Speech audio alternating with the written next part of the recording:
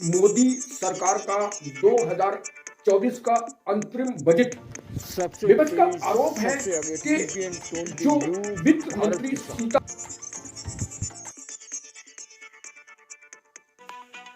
मोदी सरकार का 2024 का अंतरिम बजट विपक्ष का आरोप है कि जो वित्त मंत्री सीतारमन ने बजट पेश किया है 2024 का, उस वह एक चुनावी बजट है। तो वहीं एक तरफ भारतीय जनता पार्टी की नेता उस बजट को महत्वाकांक्षी बता रहे हैं और देश का भविष्य बता रहे हैं, जबकि यूपी के सीएम पूर्व सीएम अखिलेश यादव का कहना है ये चुनावी बजट है। हाल विपक्ष और सरकार के पहलुओं को ध्यान में रखते हुए बजट को शुरू करते हैं कि जो मोदी सरकार ने अंतरिम बजट 2024-25 का पेश किया है उसका समरी क्या है और किन किन लोगों को उन्होंने सहूलियत देने का काम किया है, क्या ये एक चुनावी बजट है। और इन सब बात के अलावा शुरू करते हैं कि बजट में क्या सहूलियत दी है सरकार ने। तो सबसे पहले 2024-25 के अंतरिम वित्तीय बजट वित्त मंत्री जो उन्होंने सीतारमन ने पेश किया और कहा कि ये बजट जो है, इस बजट से सरकार देश के नागरिकों को सहूलियत देगी। क्या क्या देगी इस बजट में आगे बात करते हैं। तो कुछ हेडलाइंस है उनकी बात करते हैं। 2024-25 में 17 लाख करोड़ से ज़्यादा खर्च होगा और जिसके लिए 30 लाख करोड़ टैक्स व अन्य संसाधनों से जुटाया जाएगा। राजकीय घाटा वित्तीय जो होगा वह जीडीपी का 5.10 रहने का अनुमान। 2025-26 में राजकीय घाटा जीडीपी का 4.5 पर आने की उम्मीद है। सरकार का दावा है कि जो 2025 से 26 का आने वाला टाइम होगा उसमें जो जीडीपी होगी वह 4.5 होगी। 2020 और 21 में कोविड महामारी के चलते जो था राजकीय घाटा था 9.2 पहुंच गया, जिसने अर्थव्यवस्था को पटरी से बेपटरी कर दिया था। उसको लाने में मोदी सरकार के छक्के छूट गए, फिर भी बजट को मजबूत करने का सरकार ने काम किया। और 31 मार्च 2014 को देश पर 59 लाख करोड़ कर्ज था, 59 लाख करोड़ कर्ज था, जो 31 मार्च 2023 को 156 लाख करोड़ हो गया।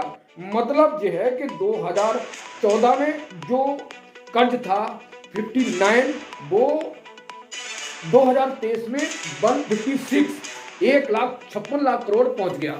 तो 100 करोड़ का कर्ज बढ़ गया सरकार पर। 24 और 25 के बजट की दस्तावेजों की बात की जाए तो 31 मार्च 2024 तक कर्ज जो है 168.72 168.72 लाख करोड़ पहुंच गया। सरकार कहां से जुटाएगी पैसा, यानी फंड। जो सरकार कमाएगी उसमें 28 पैसे, 1 रुपए की तुलना करते हैं, 1 रुपए 100% और 28 का 28%।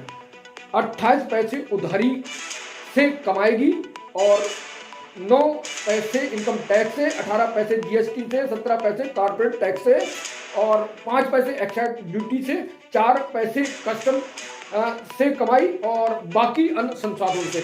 अब कहाँ खर्च करेगी?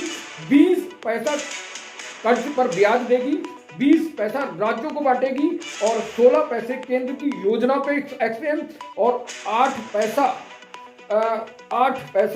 केंद्र की जो रिस्पॉन्सर योजना उन पर खर्च और 8 पैसा वित्तीय आयोग पर खर्च, 8 पैसा डिफेंस पर खर्च और 6 पैसा सब्सिडी पर और 4 पैसा पेंशन पर। तो इन सेक्टर में सरकार खर्च करेगी।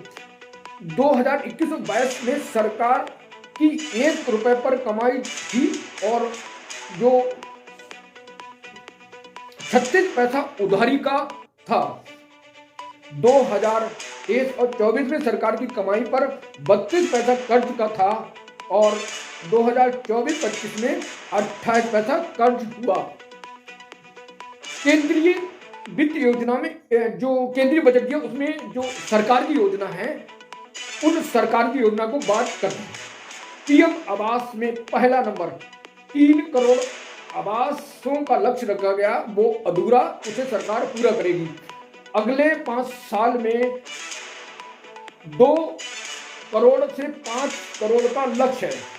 5 साल में 2 करोड़ से लेकर 5 करोड़ मकानों का निर्माण होगा, लक्ष्य रखा है सरकार ने। और ये जो मकान देगी सरकार, उन मकानों को किस तरह के लोगों को प्रोवाइड करेगी, किन लोगों के लिए प्रधानमंत्री आवास योजना होगी 2024 और 25 के वित्तीय वर्ष में। झुग्गी झोपड़ी किराए के मकानों में रहने वाले पात्रों को सरकार मकान खरीदने बनाने में मदद करेगी। 300 यूनिट तक बिजली मुफ्त प्राप्त करने के लिए जो योजना है आम आदमी पार्टी की, दिल्ली में 300 यूनिट फ्री और उसके बाद उन्होंने पंजाब में देने का काम किया है, उसी योजना को मोदी सरकार लाने चाह रही है कि भाई हम बिजली के बिल माफ नहीं करेंगे, लेकिन सौर ऊर्जा के प्रोजेक्ट के तहत आपको निःशुल्क सौर पैनल देंगे, घर लगाएंगे, जिससे आपका 300 यूनिट का खर्चा बचेगा। सरकार इस लक्ष्य पर काम करेगी 2024-25 में। तो जो पैनल लगेंगे वो 1 करोड़ पैनल लगेंगे, सौर पैनल, और परिवार को निःशुल्क दिए जाएंगे। तीसरा, नए मेडिकल कॉलेज खोले जाएंगे। देश में डॉक्टरों की पूर्ति करने के लिए, जहां पर देश में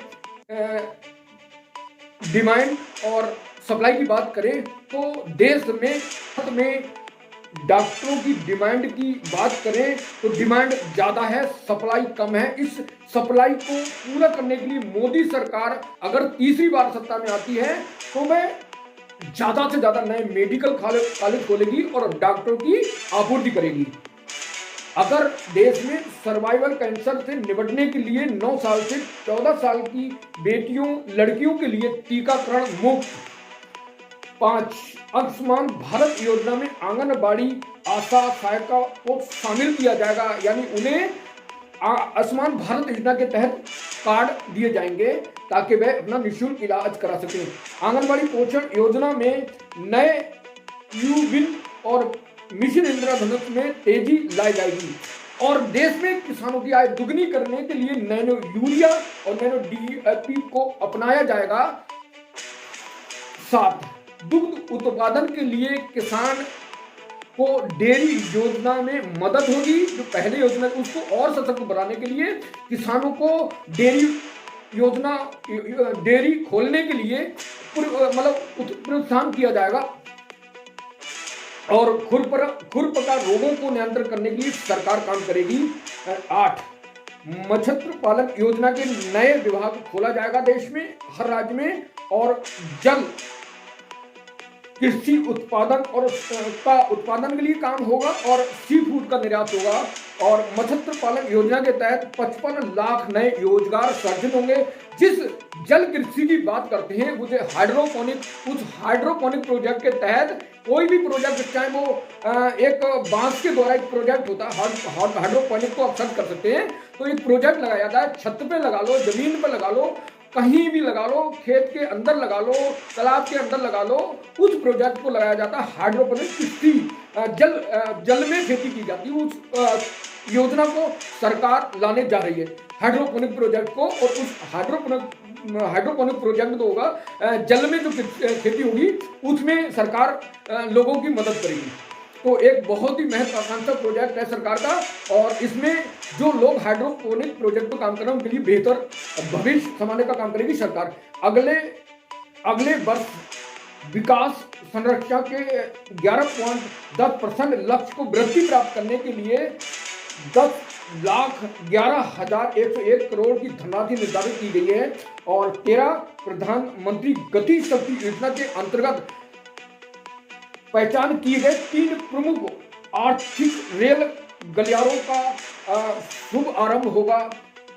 ऊर्जा खनिज और सीमेंट गलियारा, पत्तन संपर्कता गलियारा और अधिक यातायात गलियारा जो कनेक्टिविटी को देश की मजबूत करने का काम करेंगे, ये प्रधानमंत्री गति शक्ति योजना में मतलब शामिल होंगे।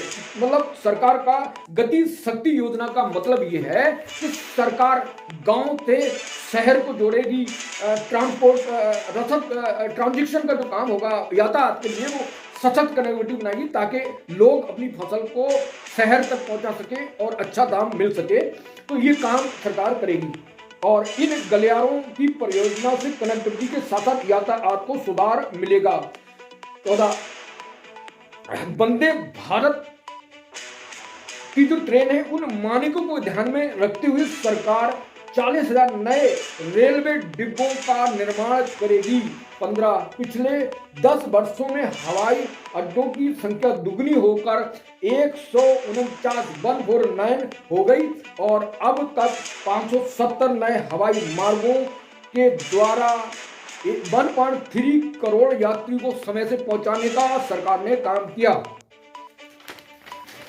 16 स्किल इंडिया मिशन के तहत 3000 देश में नई IIT और 7 IIT और 16 IIIT और 15 एम्स का निर्माण, 390 विश्वविद्यालय का निर्माण और कौशल भारत मिशन के द्वारा 1.4 करोड़ युवाओं को ट्रेंड किया जाएगा और 54 लाख युवाओं को उन्नत और दोबारा से रीट्रेंड किया जाएगा। सरकार की योजना है। 17 वाहनों के विनिर्माण के लिए विनिर्माण और चार्जिंग स्टेशन व अवसंरचना को सहायता देगी। सरकार वाहनों को सिस्टम का विस्तार करेगी।